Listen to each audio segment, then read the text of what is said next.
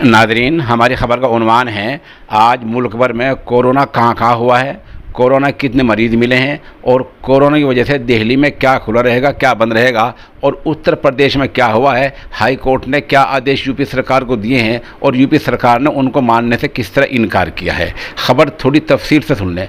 उत्तर प्रदेश में 28,287 नए मरीज़ सामने आए हैं, इनमें 167 की मौत हुई है।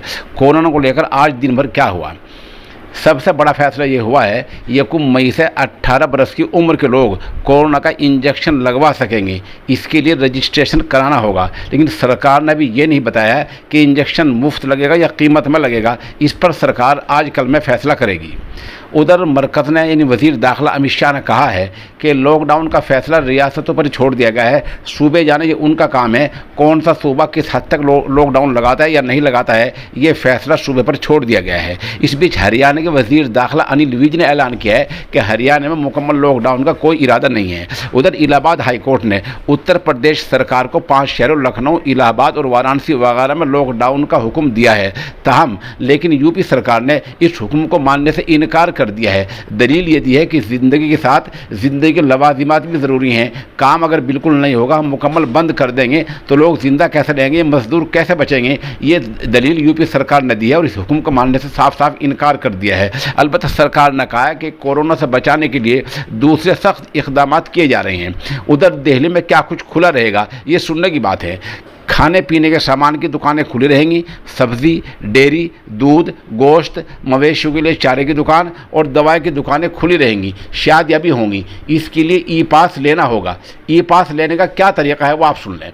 एक साइट है www.delhi.government.in। इस साइट पर आप जाकर कुछ सवाल होंगे, वहाँ आपको अपना नाम भरना पड़ेगा, आप कहाँ के रहने वाले वो लिखना पड़ेगा, कितनी उम्र है वो लिखनी पड़ेगी, क्या काम आपको वो लिखना पड़ेगा। उसके बाद जब तमाम सवालात का जवाब आप दे लेंगे तो वहाँ से आपको ई पास वहीं ऑनलाइन जारी हो जाएगा। ये ई पास हासिल करने का तरीका है। दिल्ली सरकार ने कहा है कि अखबार बांटने की इजाज़त होगी, पेट्रोल पंप भी खुले रहेंगे, गैस सिलेंडर की एजेंसी खुली रहेंगी। उधर अखबारी नुमाइंदों, मेडिकल खिदमात से वाबस्ता लोगों और बैंक अहलकारों को ई पास की ज़रूरत नहीं है, बल्कि उन्हें अपना कार्ड दिखाना होगा।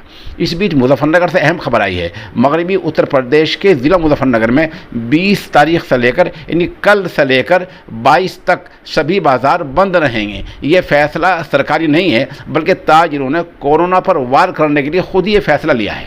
उधर हिमाचल प्रदेश से अहम खबर आई है। हिमाचल में भी 1 मई तक तालीमी इदारे बंद रहेंगे। इस बीच गुजरात की जेल से बड़ी खबर आई है कि गुजरात की जेल में जेल के 4 मुलाजिम समेत 55 नए मरीज मिले हैं, कैदी मिले हैं, जेल में मिले हैं। उधर मुजफ्फरनगर की जेल में भी 41 मरीजों के कोरोना से मुतासिर होने की खबर है। तो ये बहरहाल पूरे मुल्क में ये हो रहा है, हमने आपको बता दिया है। उधर आपको पहले बताया गया था कि ज़िला शामली के कलेक्टर मोहतरमा जसजीत कौर ने ऐलान किया है कि आज से लेकर और ता हुक्म सानी 9 बजे से लेकर और सुबह 6 बजे तक नाइट कर्फ्यू, रात कर्फ्यू जारी रहेगा। ऐसी खबरें पूरे मुल्क से आ रही हैं। इससे पहले बम्बई में क्या हुआ तो हमने बताया था कि बम्बई में लॉकडाउन जारी है।